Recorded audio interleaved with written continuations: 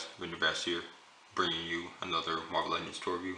The Marvel Legends first appearance Daredevil figure.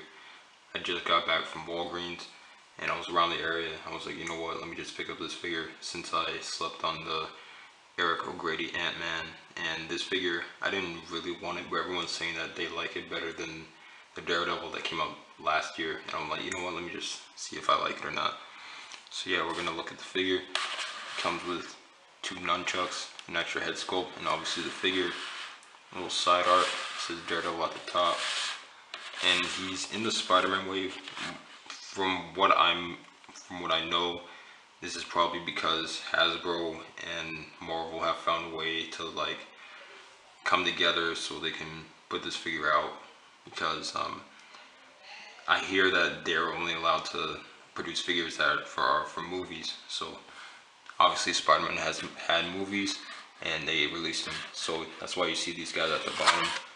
Here's him in a okay pose, and here is some read-ups and Daredevil again. So yeah, we're gonna open this up and I'm gonna give you my opinion. So here's the figure out of the packaging, and I messed around with it a little bit, and I really like this figure, man. I like it better than the red Daredevil. I didn't expect that. You know, I just saw this figure, I saw it was being made, I was like, hey man, whatever. But once you get this figure in hand, it's just very cool. The colorway is just cool. Like, I've known this suit for years. You know, this has been his first appearance and everything, but just seeing it on this figure just looks really cool, man. The accessories he comes with his nunchucks, and it can also be his cane since he's blind. And it's very nice. You can see it has little lines at the bottom and the line in the middle, so it can separate. And what I like about this more is that in the first release of the Daredevil, the stick was very loose. It was very bendy. This one is super hard. Pause. And, you know, I like that because it doesn't bend and you won't get it stuck anywhere. And he also comes with a Matt Murdock head. Now, Matt Murdock, he is drawn very differently, but I think this is almost better than the one we got from Toy Biz. The one we got from Toy Biz, I just didn't like the hair and just his face and everything. It looked a little too goofy, but I think it's a little better on this one. And this is also the Hawkeye head, and I like it better on this one. I hate this head on Hawkeye, but on this guy it looks really cool. And if you wanted to, you could use it for Cyclops, whatever, but it looks very cool. And the fun fact about it is, if you wanted to, you can get him on a suited body. Now it's a little tricky, but you get the idea. You know, very cool. So the figure itself, finally, you know, very simple figure, but very cool. The head sculpt is very nice. He has that classic Daredevil face and the horns. You know, he has red eyes. That's very cool. This burgundy brown that he has throughout his body looks very cool. He has the 1D instead of the classic Daredevil where it has the 2Ds. That didn't sound right, but you know, I think it looks really cool, and I like the fact that the line goes all the way back, and the belt looks pretty cool.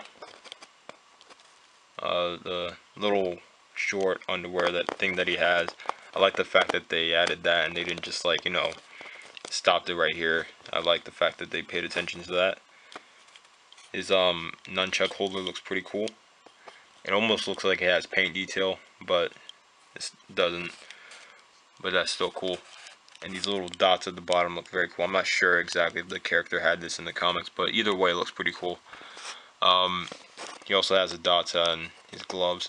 Now, what I don't like about the figure is, you see this, it's kind of hard to pick up. You see the yellow throughout the body. Once you get to the boot, they try to make it go down more, and it just doesn't match the rest of the yellow. So what I wish they did was, I wish they just kept it as the same. I wish they didn't just add this line. It would look a lot better. But yeah, man, pretty simple.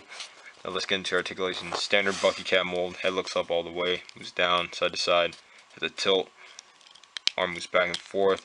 What I wish they would add to this Bucky Cat mold, since I'm talking about it right now, is an armpit joint. So that'd be pretty cool.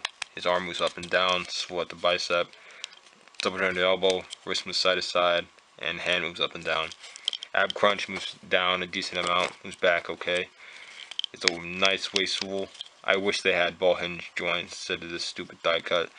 His leg moves forward pretty nice, moves back a decent amount, moves to the side nicely. And this thigh cut, I don't like it, but it is what it is. Double jointed knee, Castle Wolf moves back and forth, and he has an ankle pivot. So yeah, again, very nice figure. I really like this. Now, this is not the first incarnation of this Daredevil in this suit done by Marvel Legends. First one was obviously done by Toy Biz in their Spider-Man Classics line, and I think that was a KB Toys exclusive, the yellow one. And then there was Hasbro when they released it in the Nemesis wave, which I don't have that figure, and neither do I want it since that I have this figure now. Comparing him to the Red Daredevil, I've never reviewed this figure, but this figure is very cool. But for some reason, I like this figure a little bit better, even though this is my favorite suit of Daredevil. In figure form, this one is a lot better. Who knows, maybe this one will go back, but I really like this one. So yeah, man, pick it up if you can. It's an extremely nice figure, very cool. Got a lot of poses with him, and yeah. Alright guys, take care, and have a good weekend. Peace.